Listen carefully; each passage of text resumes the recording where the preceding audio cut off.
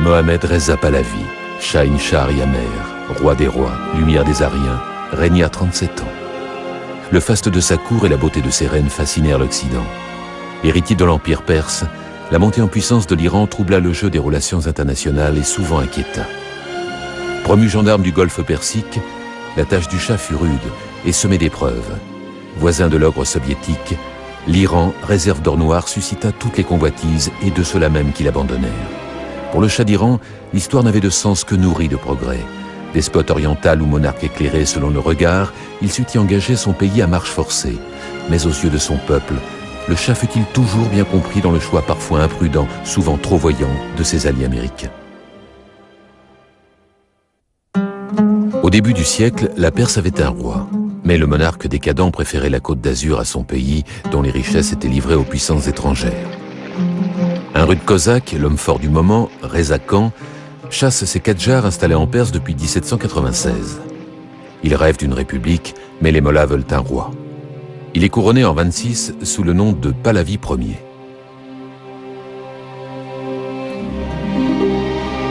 La Perse devient l'Iran, terre des Ariens, et le XXe siècle y entre prudemment. Le jeune prince héritier sera éduqué à l'européenne. Mohammad Reza et son frère cadet sont envoyés 4 longues années au collège du Rozay en Suisse. Dès son retour en Iran, le père veut aguerrir ce jeune homme doux et timide aux manières délicates. En 1936, le jeune prince entre à l'académie militaire où l'on forme les fils de bonne famille voués à la carrière des armes. Et le vieux roi trouve en la belle Fozia une épouse pour son fils. Elle porte des pantalons, fume, se maquille. Elle choque une cour d'Iran d'un autre âge. C'était le sosie de l'actrice Hedi Lamar.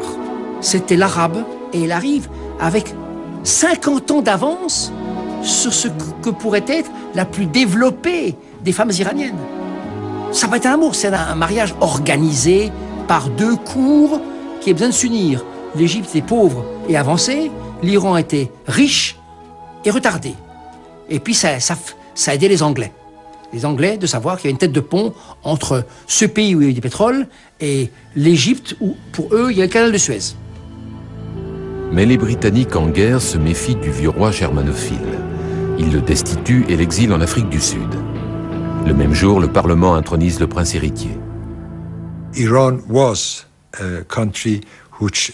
Pendant la guerre, l'Iran voulait être neutre et conserver cette neutralité. Mais il était dans l'intérêt des grandes puissances de contrôler l'Iran. Et nous dûmes nous plier à ce qu'elles voulaient.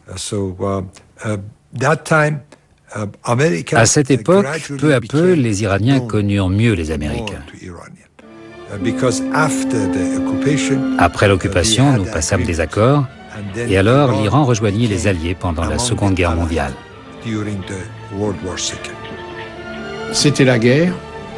L'essentiel, c'était d'aider la Russie à résister. Et la voie essentielle pour y arriver, c'était l'Iran. Les Américains débarquaient l'armement sur le Golfe Persique, dans un des pays du Golfe, puis étaient dirigés par la voie terrestre et par le chemin de fer transiranien vers la Russie. Novembre et décembre 43. En pleine guerre, les 3 grands se réunissent à Téhéran. On évoque la libération de l'Iran occupé depuis 2 ans par les Anglais et les Russes. On décide l'avenir du monde, et c'est là que le Shah d'Iran fait la conscience de Roosevelt, un Roosevelt fatigué, malade, paralysé, qui parle de tout, qui se dit plus tard, quand je serai vieux, je me retirerai chez vous, moi j'adore l'agriculture.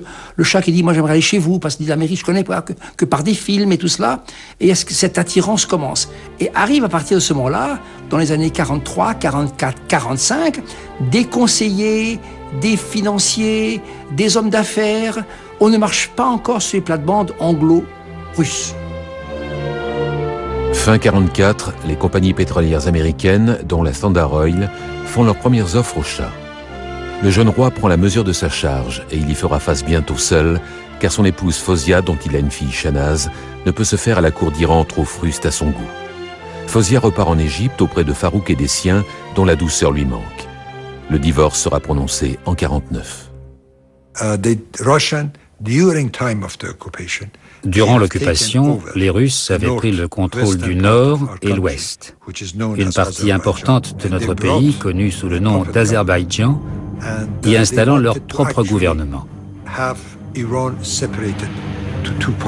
voulaient en fait séparer l'Iran en deux, encourageant chaque partie à prendre son indépendance. Ils auraient cassé l'Iran de cette façon. Truman, le président des États-Unis d'alors, envoya un message à Staline, le chef des soviets. Soit vous partez, soit je viens. Il faisait allusion à des bombes nucléaires, mais les soviétiques en ce moment-là ne savaient pas que l'Amérique n'en possédait plus qu'une seule. Mais ils le sauront après, et les soviétiques n'en avaient pas. La princesse Ashraf, sœur jumelle du Shah, plaide la cause de l'Iran auprès de Staline qui tombe sous le charme. Le dictateur géorgien lui offre un manteau de zibeline et promet de se retirer des provinces du Nord avant l'été 47.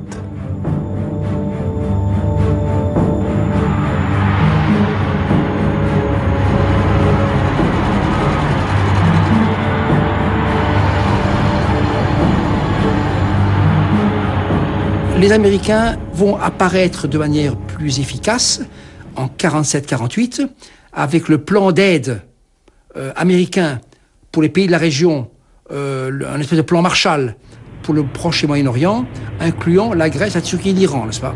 C'est ce qu'ils ont fait au Vietnam plus tard. On rentre d'abord civilement, après militairement. En 48, Truman convoque donc le jeune souverain aux États-Unis. Je suis heureux de vous accueillir aux États-Unis. C'est votre première visite ici.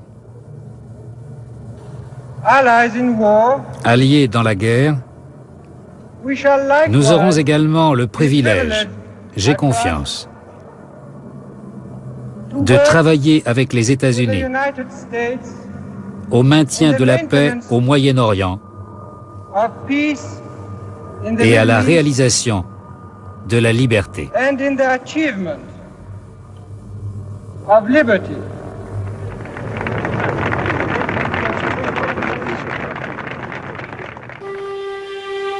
Ce voyage ne plaît pas à tout le monde. Le séjour américain du Shah et le recul des soviétiques en Iran exaspèrent les communistes iraniens. En février 49, un militant du puissant parti Toudeh se fait passer pour photographe. Il attente à la vie du Shah. Retour aux États-Unis, le jeune roi, 6 balles dans le corps, s'y fait soigner. Nous voulions développer nos ressources, avoir une meilleure éducation, de meilleures routes, un système sanitaire meilleur. L'engagement lié au pétrole était « D'accord, vous fournissez le pétrole, nous vous donnons l'argent. Il reste aux États-Unis pour que vous achetiez tout ce dont vous aurez besoin à l'avenir. » Sous le prétexte de l'aide économique accordée à l'Iran, les premiers conseillers militaires américains arrivent dans le pays. Ils sont spécialistes en adduction d'eau, en construction de routes et en engrais agricoles.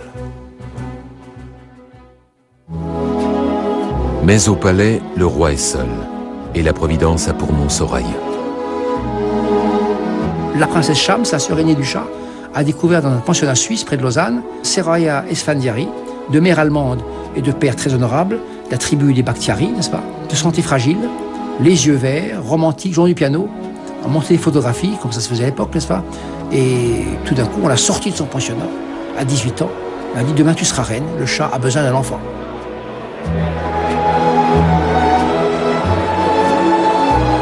Le Shah attend de Soraya, sa nouvelle reine, qu'elle lui donne un héritier mâle, avant que 7 ans ne s'écoulent selon la coutume. Il sait déjà qu'elle sera son plus grand amour.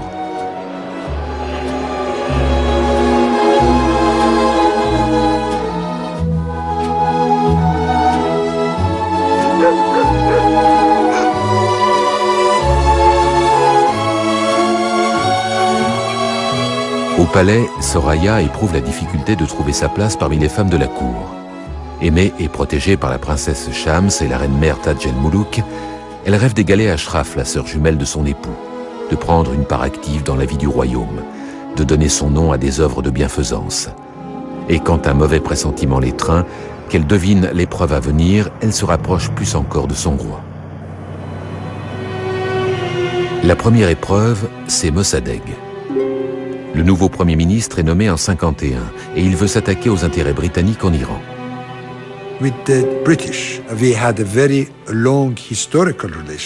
Avec les Britanniques, nous avons eu une longue histoire dans nos relations, mais jamais très heureuse, notamment depuis l'époque de Dorsey, quand ils prirent le pétrole au sud.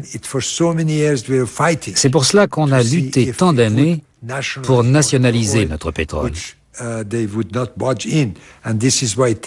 L'idée d'une nationalisation prit corps de 48 aux années 50.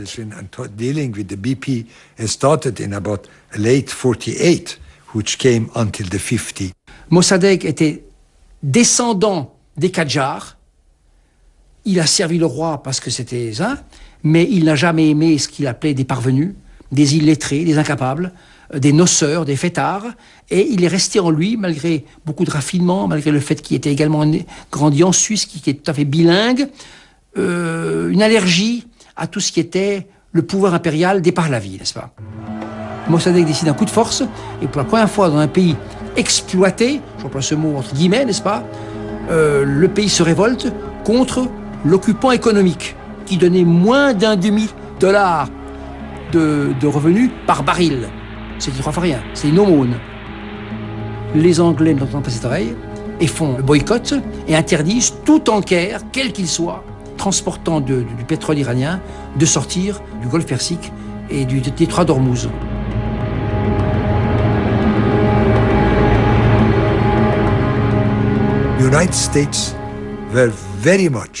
Les États-Unis soutinrent fortement les Iraniens dans le conflit qui les opposait aux Britanniques à propos du pétrole.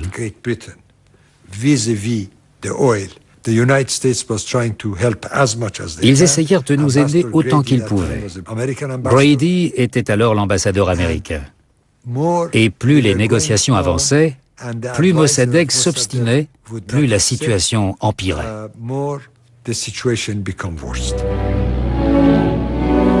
Les Anglais partis, désormais la voie est libre pour Washington. Avril Harriman, le diplomate américain, vient proposer à l'Iran un encadrement de l'armée et de la gendarmerie. Le Shah accepte. À Téhéran, le parti Today manifeste contre les Américains et les Occidentaux. On projette d'incendier l'ambassade américaine, de tuer l'émissaire de Truman. 2 ministres sont assassinés. Le sang coule. Le Shah refuse de quitter le pays. Mossadegh est pris au piège, d'un côté par les religieux et par les communistes, et il se dit, le mal ne vient que du palais. Donc le mal venant que du palais, dans un premier temps, je vais donner une garantie au petit peuple, chassons les princes, chassons les princesses. La reine-mère, les uns après les autres, et Ashraf en dernier, gardons le Shah en otage, parce que le Shah abdique de lui-même, et le Shah n'abdique pas. La princesse Ashraf, la sœur jumelle du Shah, rencontre des Américains en leur disant « Le moment est venu maintenant de faire quelque chose. Vous avez des hommes chez nous, mais il faudrait faire plus vite. » Elle rencontre Alan Dulles, frère du ministre des Affaires étrangères John Foster Dulles. Alan Dulles est patron de la CIA. L'affaire se monte en 4 mois. Le Shah destitue Mossadegh et nomme le général Zahedi.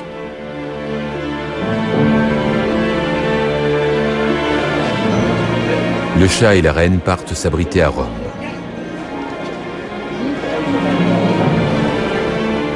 Quatre jours plus tard, à l'hôtel Excelsior, ils apprennent dans la presse que le général Zahedi a pris le pouvoir, fait arrêter Mossadegh et restaurer la légitimité monarchique.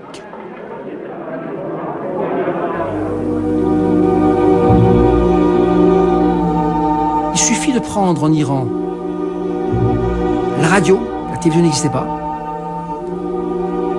la préfecture de police et les transmissions. Et faire sa révolution entre 2h et 4h l'après-midi, pendant que tout le monde fait la sieste.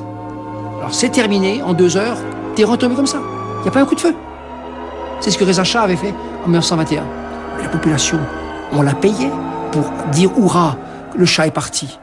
Ah ben, donner quelques dollars de plus pour dire « Hurrah, le Shah est revenu ». C'est comme ça que Ça se passe.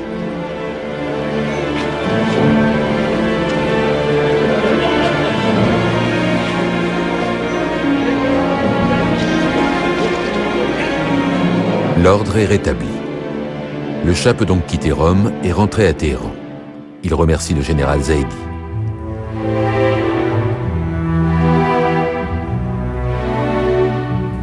Les prisons regorgent de communistes et de nationalistes hostiles à l'Occident, mais le trône est restauré. Le Shah peut reprendre en main le pays.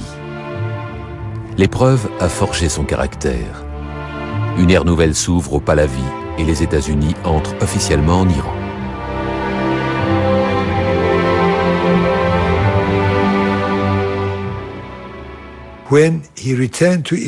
Quand en 1953 le Shah est rentré en Iran, les caisses de l'État étaient complètement vides. C'était l'époque où mon père était Premier ministre. Quand il a repris le contrôle, nous n'avions pas même un penny.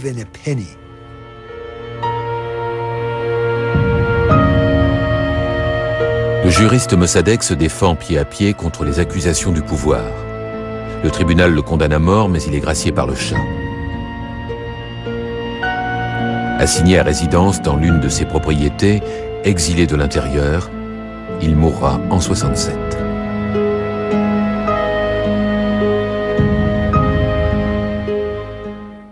Un soir d'octobre 54, alors qu'on l'attend à un anniversaire, Ali Reza, le frère cadet, ne vient pas. L'avion s'est écrasé. L'Iran n'a plus d'héritier. État dans l'État créé en 1956 sur les vestiges des services secrets de Mossadegh, la SAVAK encourage la délation et sème la terreur. C'était une DST, une DGSE. Son premier boulot a été de faire la guerre à tous les socialistes et communistes qui avaient voulu renverser le Shah quelques années auparavant. Alors là, il y a eu une hécatombe, une boucherie que des institutions humanitaires, je ne sais pas si Amnesty existait déjà, se sont dit, mais c'est quoi ça? Le Shah, ne connaissant pas les chiffres et laissant Bakhtiar faire, l'a mis en exil. Bakhtiar est parti. Bakhtiar s'installe à Genève. Et depuis ce jour-là, Bakhtiar, ex-patron de la SAVAK, est devenu l'ennemi extérieur, le pire du Shah. En cet automne 57, dans un décor de Disneyland, loin de tout, comme pour oublier le poids du royaume et de la couronne, le roi et sa reine vivent, sans le savoir, leur dernier moment de bonheur.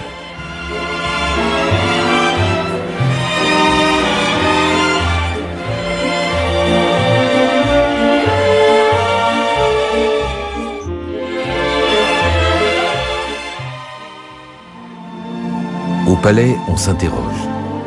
On cherche à comprendre l'indicible tristesse inscrite au fond des yeux de la reine. Chacun s'émeut des larmes que Soraya, même en public, ne sait retenir. Oui, 7 ans se sont écoulés déjà. Le couple royal doit se rendre à l'évidence. Soraya est stérile. Elle ne peut donner au roi l'héritier espéré. La tradition est ainsi. Elle doit quitter le pays. Elle part seule. Le Shah regarde par la fenêtre. Elle s'en va, il sait qu'il ne la verra plus. Elle va à Saint-Moritz, elle fait ses sports d'hiver, puis après elle va chez sa famille, à Munich. Et officiellement, je dis bien officiellement, ils ne sont plus revus. Officieusement, oui. Le monde entier, dès lors, suit les errances de Soraya, libre désormais de son destin et s'abandonnant aux molles douceurs de la jet-set, de Saint-Moritz à Monte-Carlo. À Téhéran, le Shah accueille Eisenhower. C'est le premier voyage officiel d'un président américain en Iran. Eisenhower, qui après les hésitations de Truman avait donné carte blanche à la CIA dans l'affaire Mossadegh, vient signer des accords économiques et militaires. Eisenhower étant militaire, il connaissait bien la géopolitique. Il évaluait bien la situation de l'Iran. Et c'est pour cela qu'il y vint visiter le Shah. L'Iran faisait partie du monde libre. L'Iran, pour être protégé devant l'ogre soviétique en quelque sorte, ne pouvait que compter sur l'Amérique.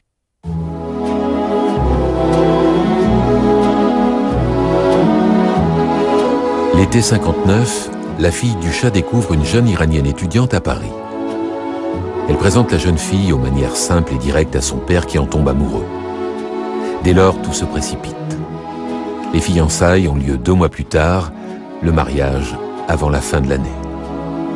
La presse française n'arrêtait pas de raconter et d'écrire que le Shah d'Iran s'apprêtait à épouser une Cendrillon, une bergère. Parce que tout le monde avait dans la tête l'image de la petite étudiante qui prenait son métro, qui était à l'école d'architecture à Paris, qui venait d'un milieu modeste. Et en fait, pas du tout. La famille d'Iba est une famille tout à fait bourgeoise et ancienne. C'est une famille dans laquelle les femmes même apprenaient le français, allaient à l'école chez les religieuses, catholiques, bien qu'elles soient évidemment musulmanes. Et c'est une famille qui, depuis le début du XXe siècle, était tout à fait dans les hautes sphères de la bourgeoisie, de la diplomatie.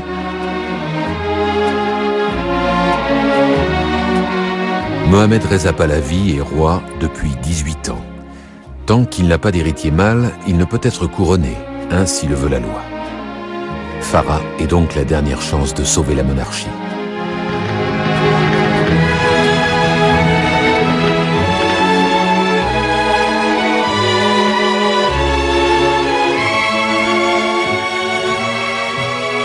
Reza, le prince héritier tant attendu, naît dans la liesse générale à la fin d'octobre 60. Pour fêter l'événement, on gracie des prisonniers, on rappelle les exilés. Le Shah nomme son gendre et sa fille ambassadeurs aux États-Unis. Le président Kennedy invite le jeune couple royal pour l'année suivante.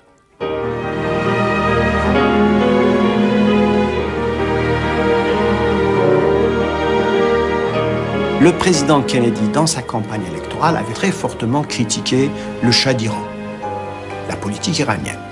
Et puis, on l'a su également, mais de manière sûre et certaine, ou presque officielle par la suite, qu'il avait reçu en ce moment-là, à la Maison-Blanche, le chef de la SAVAK de l'époque, le général Bakhtiar, pour l'encourager à faire un coup d'État. Mais le Shah l'a su.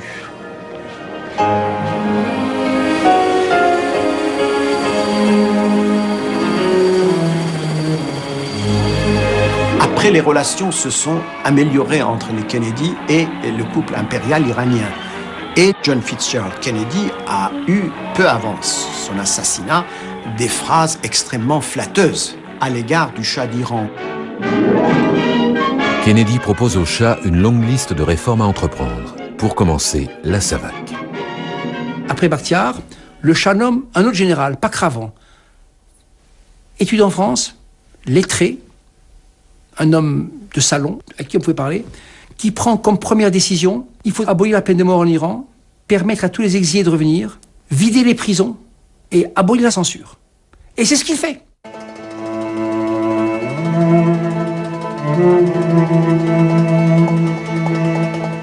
Le Shah accélère la réforme agraire, montre l'exemple en redistribuant une partie des terres qui appartiennent à la couronne, à de grands propriétaires et aux mollahs. Il a aboli la domination des propriétaires terriens. Auparavant, un tas de gens étaient propriétaires terriens. Ils étaient les maîtres, ils surveillaient les paysans pauvres. Les paysans devaient voter pour ceux qu'on leur imposait. Les paysans n'avaient rien du tout. Mais en bénéficiant de la redistribution des terres, les paysans devinrent leurs propres maîtres.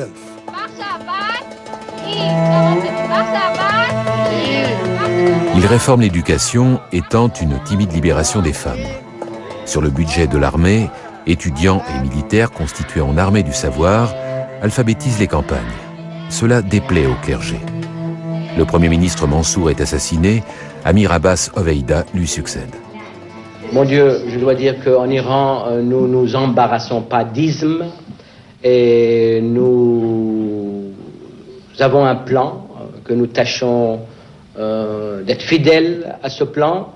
Je pense aussi que dans notre système de développement, nous sommes très révolutionnaires, sans avoir des régimes à appellation contrôlée et en allant, si vous voulez, catapulter l'Iran dans le XXIe siècle.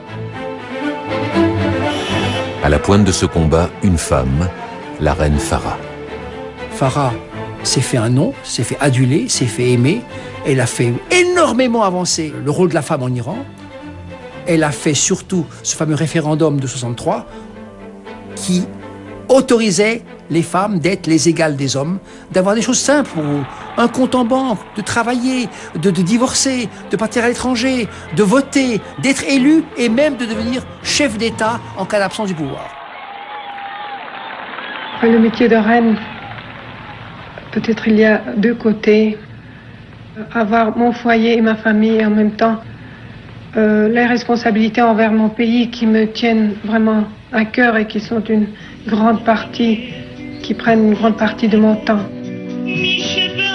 La femme se libère-t-elle trop vite? Elle se farde outrageusement, elle porte des pantalons, fume dans la rue, conduit sa voiture, flirte ouvertement sous le regard du petit peuple et du clergé. Vous imaginez, le clergé devant tout ça, c'est quoi ça? Un certain Khomeini découvre ça, il a 60 ans, il dit ils sont fous au palais, il fait une insurrection, il y a 5 ou 6 000 morts en 3, 4, 5 jours, on prend Khomeini, vous connaissez la suite.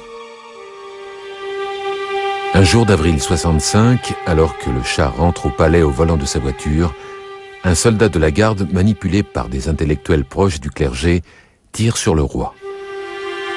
Après la fusillade, on compte 12 morts, mais le Shah est sauf. On estime que le général Pakravan, patron de la Savak, était trop mou. Qu'il se passait des choses et que ça ne servait à rien. Donc on nomme le général Nassiri. Un homme odieux, violent, inculte, tortionnaire.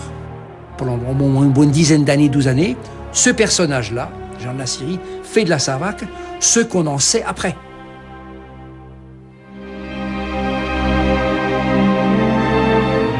« 26 ans de règne se sont écoulés. Le prince héritier atteint l'âge de raison. Mohamed Reza Shah peut être couronné enfin. La cérémonie est iranienne. Les seuls étrangers conviés sont les Aga Khan, ces princes d'origine perse. En ces moments, sans doute, se souvient-il de son père aimé et redouté à la fois, jadis humilié par les Anglais et dont il veut poursuivre l'œuvre inachevée. Sans doute éprouve-t-il le sentiment d'une revanche prise sur le destin et la promesse d'un accomplissement futur. Il se sait investi d'une mission divine. Sa reine lui donne un second fils. La dynastie est assurée. Cette couronne se compose de 1500 pierres qui se répartissent comme suit. Une somptueuse émeraude gravée de 150 carats, dessous une émeraude gravée de 60 carats, ainsi qu'une trentaine de rubis et d'émeraudes et des perles grises et noires. Entre 1966 et 1967, il y a eu des allers-retours incessants entre Pierre Arpels et son équipe, à savoir les chefs d'atelier, les lapidaires, les joailliers, les sertisseurs, les polisseurs, les maquettistes, qui ont tous fait plusieurs fois le voyage Paris-Iran pour mener à bien cette formidable commande spéciale qui reste vraisemblablement une des commandes spéciales les plus extraordinaires de la haute joaillerie. À l'époque du Shah, l'Iran était le seul pays musulman dans lequel une femme a été couronnée au même titre que son époux. En plus, la constitution avait été amendée pour que l'impératrice puisse devenir régente du royaume si son époux décédait alors que leur fils était trop jeune pour régner. Donc c'est vraiment le couronnement, c'est un pas important dans la vie du Shah parce que ça démontre qu'il a un héritier qui peut lui succéder, mais c'est un pas énorme dans la vie de l'impératrice et c'est un pas énorme dans la vie de la femme iranienne. 4 ans plus tard, l'Iran d'aujourd'hui commémore les 2500 ans de la Perse éternelle. C'était d'abord l'adresse à Cyrus, dors en paix Cyrus, nous veillons, devant le tombeau du fondateur de l'Empire perse dont on célébrait 2500 centenaires. Donc le roi a déposé une couronne devant le mausolée de Cyrus qui est un des rares monuments entièrement intacts depuis 25 siècles en Iran. C'est la France et tout le faubourg Saint-Honoré qui met en scène la cérémonie. Les tentes dressées dans le désert, la restauration, les coiffeurs, le maquillage, jusqu'aux tenues vestimentaires. Tandis que l'armée iranienne exalte la gloire de Cyrus, Darius et Artaxerxès. Presque tous les grands et la quasi-totalité des rois et princesses de ce monde sont présents. De Hussein de Jordanie à Haïlé Sélassié, le plus ancien des monarques régnants, assis à la droite du Shah selon le protocole.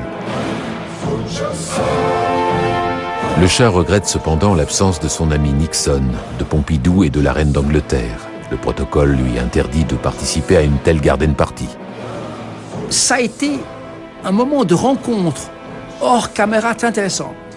Le président sud-africain, en plein apartheid, a pu parler Houphouët-Boigny et Senghor. Le président indien a pu parler avec le président pakistanais.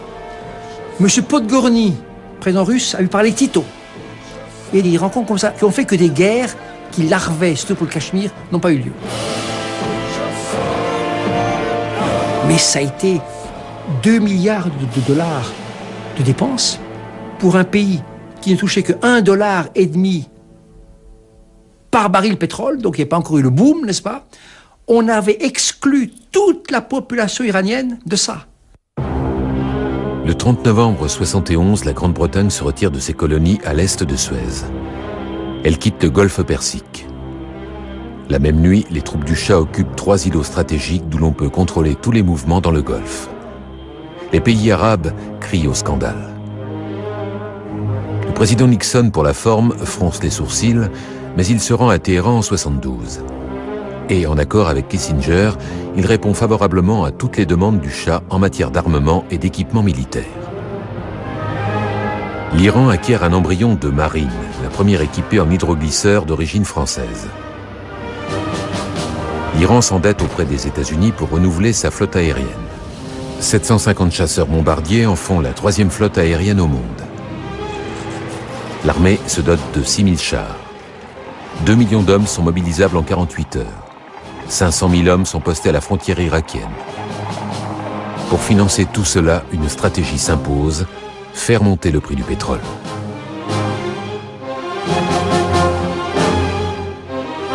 Les États-Unis étaient d'accord avec une certaine augmentation, ce qui les favorisait et défavorisait leurs concurrents et amis, c'est-à-dire l'Europe de l'Ouest et le Japon, lesquels sont importateurs du pétrole.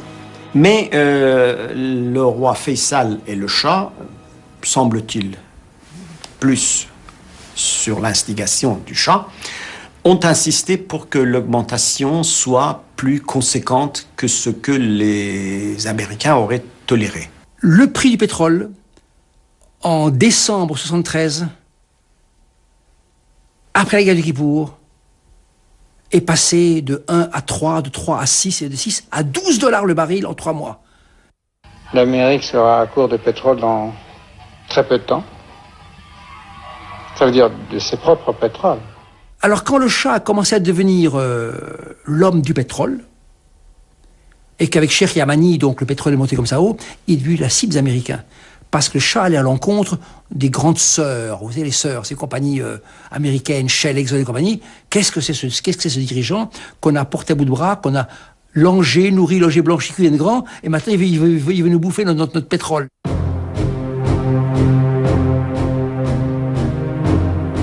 Un bruit de bottes se fait entendre au Proche-Orient. À la veille de la guerre du Kippour, Sadat fait une halte à Téhéran.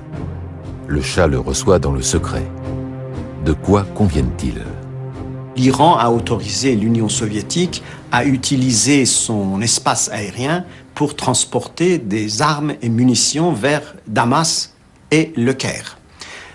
Ensuite, l'Iran a accordé 1 milliard de dollars d'aide urgence à l'Égypte. Je crois beaucoup d'analyses ont été faites dans ce sens, beaucoup d'auteurs l'ont écrit, je partage leur opinion, que les Américains et les Israéliens, tous deux amis et alliés de l'Iran, s'attendaient à ce que le Shah les prévint.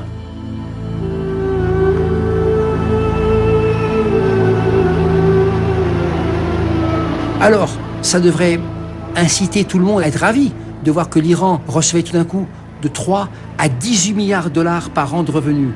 Mais un monsieur qui gagnait 1000 dollars par mois en gagnait 2000, le pauvre petit dans la rue qui gagnait 10 dollars en gagnait 20. Donc ils ont doublé. Mais l'espace était plus grand entre les pauvres et les riches.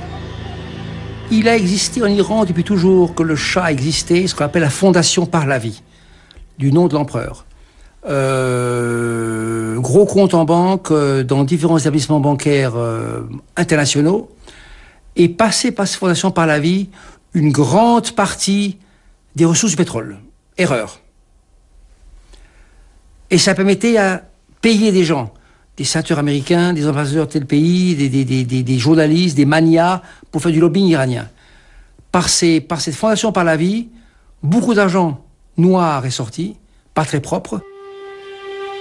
L'entourage du Shah commence à rompre le silence. Des intellectuels se réunissent en commission et rédigent un rapport. Nous avons fait au roi un rapport de 32 pages prédisant que si des réformes radicales n'étaient pas entreprises, les réformes avaient été citées, des bouleversements incontrôlables devraient être envisagés. Le roi a lu ce rapport, été 75, l'a passé au Premier ministre Hoveyda, qui lui a dit que c'était un prétexte trouvé par une dizaine d'intellectuels pour gâcher ses vacances. On a modernisé l'Iran du jour au lendemain, en route, en barrage, en cinéma, en théâtre, en reste-route, en bowling. La mini-jupe est entrée, la pornographie est entrée, les premiers films X sont entrés. Par un pays musulman. Les mollahs n'avaient qu'à compter les points.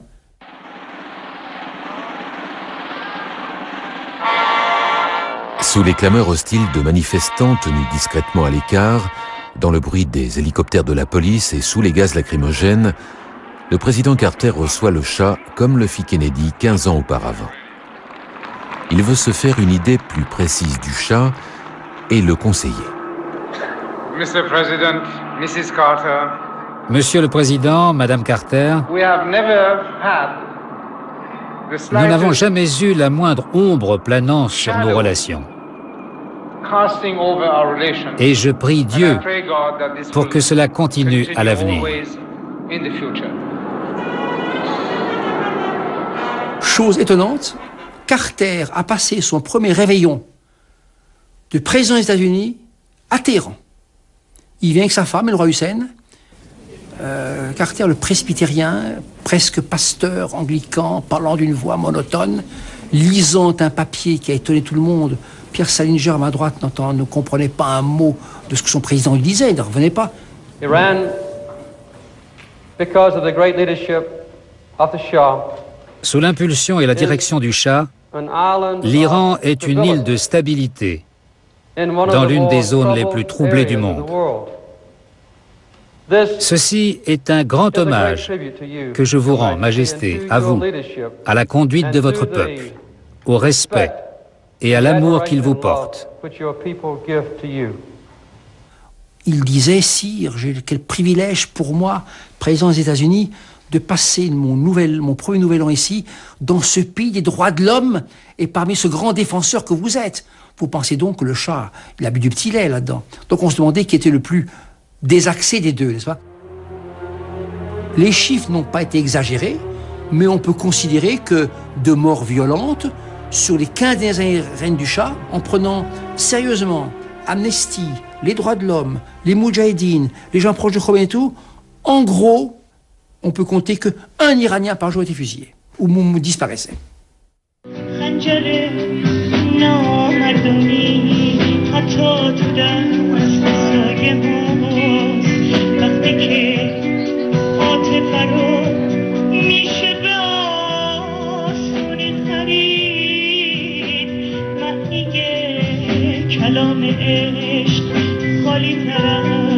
L'argent coule à flot. Rien ne semble pouvoir en tarir la source. L'Iran est au fait de sa gloire et de sa puissance. Enfermé dans un rêve improbable, le palais tourne le dos à la rue où des graffitis étranges couvrent les murs. Et la presse insulte le clergé. Un article vise personnellement l'imam Khomeini. Le dit journaliste aurait fait une petite enquête où il avait quelques connaissances, a fait un article assez méchant, très méchant même, en traitant Khomeini de l'agent de l'étranger, ce qui était plus ou moins vrai, en le traitant d'ignare, ce qui est tout à fait vrai, en disant que sa femme avait été une danseuse de rue, ce qui est totalement faux, disant que dans sa jeunesse, il avait eu des mœurs plus ou moins uranistes, ce qui est du domaine de la vie privée et en tout cas n'était pas très élégant de dire. Il disait qu'il était d'origine indienne ce qui est vrai. Il disait qu'il écrivait de la poésie médiocre, ce qui est vrai. Il disait qu'il était contre les réformes, ce qui est vrai. Il s'était opposé aux réformes de 63 contre la réforme agraire et contre les droits politiques accordés aux femmes. Non, c'était des faits réels.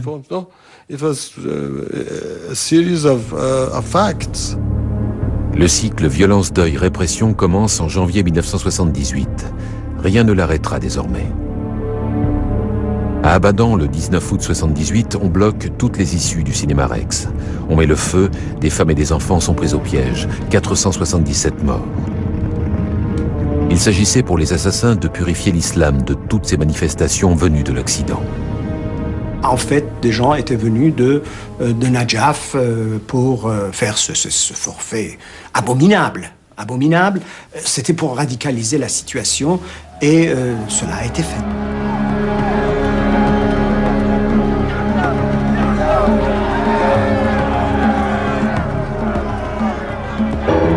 Le jeudi 7 septembre 78, 3 à 5 000 partisans de l'ayatollah Khomeini convergent vers la place Jaleh.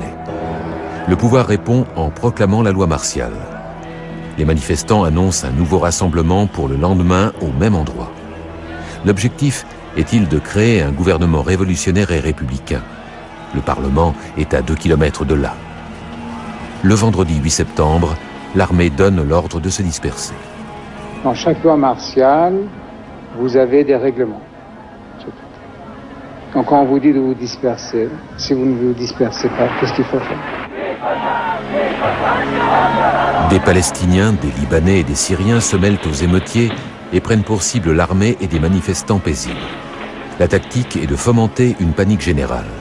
191 morts, 121 parmi les manifestants, 70 parmi les forces de l'ordre. L'Occident s'inquiète devant tant de violence. En octobre 78, le Shah fit un discours télévisé.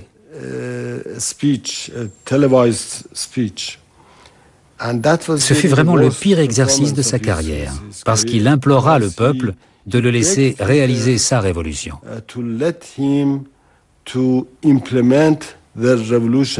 Je m'engage désormais, c'est le mot désormais qui est terrible, à respecter la Constitution.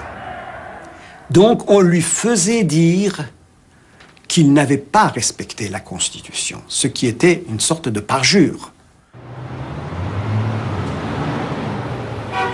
À Washington, les ambiguïtés de l'administration Carter se font jour. Le soutien officiel au Shah n'est plus qu'un soutien de façade. Je ne veux pas discuter des problèmes internes de l'Iran. Je répète simplement que nous soutenons le Shah et que nous soutenons le programme de modernisation qu'il poursuit depuis une vingtaine d'années. Le problème dans l'administration Carter, c'était qu'il y avait un peu partout des gens qui avaient des idées complètement contradictoires. On est passé aux actes, c'est-à-dire un soutien très prononcé des Américains, des Occidentaux, à une, je ne dirais pas une révolution, mais à un changement radical en Iran. Beaucoup pensèrent qu'il y avait un complot américain contre l'Iran.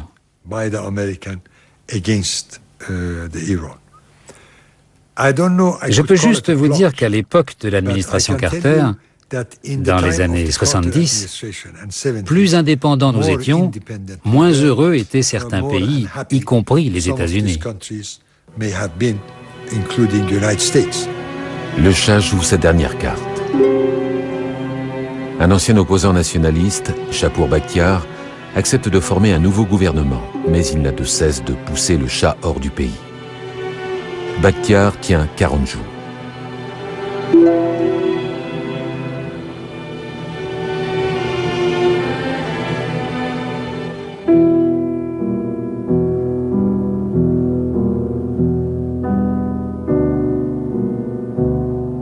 Le Shah quitte l'Iran.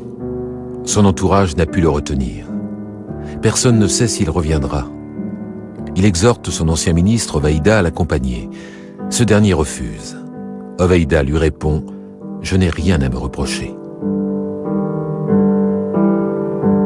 Je crois qu'il avait très peur de connaître, sans l'avoir jamais dit, mais par bribes de phrases, de connaître le sort de Louis XVI, de Nicolas II, de Négus et de Faisal d'Irak. Il ne voulait pas être assassiné par ses compatriotes. Après 100 jours passés en France, l'imam Khomeini fait désormais l'unanimité. Il est le seul recours au départ du Shah. Il fédère désormais toutes les oppositions, le clergé, la gauche, la droite libérale, les étudiants, les ouvriers. Il est venu en France en touriste, sans visa, sans avoir demandé l'asile politique. L'Iran n'a jamais demandé son extradition, mais le président Giscard d'Estaing a téléphoné au Shah pour dire que ce monsieur est là, qu'est-ce qu'on fait? Le Shah lui aurait dit que cela lui était égal. 48 heures plus tard, il m'a dit « Mais que voulez-vous que me fasse un mollah pouilleux à Paris ?» Condamné à mort en 63, puis gracié par le Shah qui refusait de faire couler le sang d'un homme de Dieu, 1 an d'exil en Turquie, puis 14 en Irak, l'ayatollah rentre au pays sans émotion aucune. Dans la liesse populaire, il s'installe dans la capitale. Il avait promis d'aller à Qom, la ville sainte, mais il ne quitte plus Téhéran.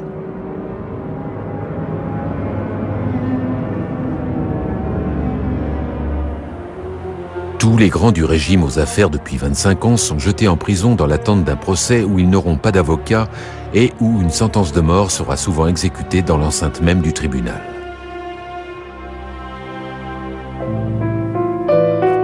À Assouan, l'ami Sadat accueille le Shah qui entame un long exil de 18 mois. Nous étions en tête-à-tête, si j'ose dire. Il y avait le roi du Maroc, le Shah et moi. Et en réalité, en principe, c'est à moi qui s'adressait, puisque j'étais le journaliste qui recueillait ses propos. En réalité, il expliquait au roi du Maroc comment la crise était arrivée. Et il lui expliquait d'une manière qui faisait réagir avec beaucoup de mécontentement, le roi du Maroc.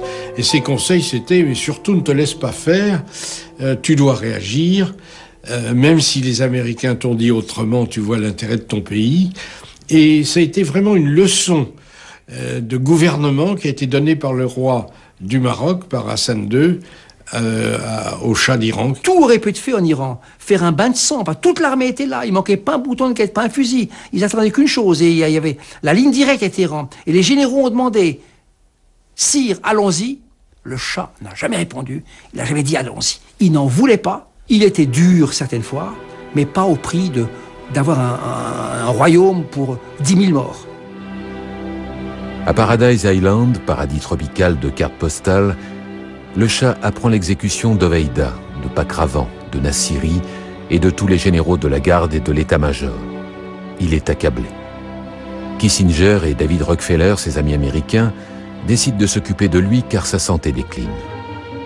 Georges Flandrin, hématologue français, assistant du professeur Bernard, soignait le Shah depuis 5 ans dans le plus grand des secrets. Le Shah est hospitalisé à New York car son cancer du système lymphatique s'est généralisé. Les médecins américains reprennent donc le dossier médical et dans sa chambre d'hôpital, le Shah entend monter les cris hostiles des opposants iraniens dans les rues de New York. Début novembre 1979, le Premier ministre iranien, l'islamiste Bazargan, rencontre l'Américain Brzezinski à Alger contre l'avis de Khomeini. Il est désavoué et les étudiants iraniens s'emparent de l'ambassade américaine qu'ils prennent en otage. Les diplomates seront libérés 444 jours plus tard, le jour même où Carter quitte la Maison-Blanche. Le président Omar Torrijos accepte de prendre le Shah au Panama pour complaire à son ami Carter. Mais c'est pour vendre le roi déchu à l'Iran. Discrètement, en pleine nuit, en avril 80, le Shah s'échappe vers les Açores, puis vers l'Égypte. « Vous êtes ici chez vous, Majesté. Restez-y le temps que vous souhaitez. » Anwar al-Sadat sait que le Shah va mourir et veut lui offrir une fin de vie décente. Le roi refuse de se soigner, son agonie dure 3 mois. Telle est la volonté de Dieu, dit-il. Dès la mi-juillet, toute la famille se rassemble en Égypte. Seule la reine-mère, Tadj el-Moulouk, trop âgée, est absente. Elle décédera quelques années plus tard sans connaître la mort de son fils. Shah Inshah Ariamer, roi des rois, lumière des Ariens, s'éteint le 27 juillet 1980. J'ai aimé cet homme. Je l'ai servi. Peut-être suis-je partial. Cela vient de mon cœur et de mes convictions. Ce fut un homme merveilleux, un bon père et un grand ami.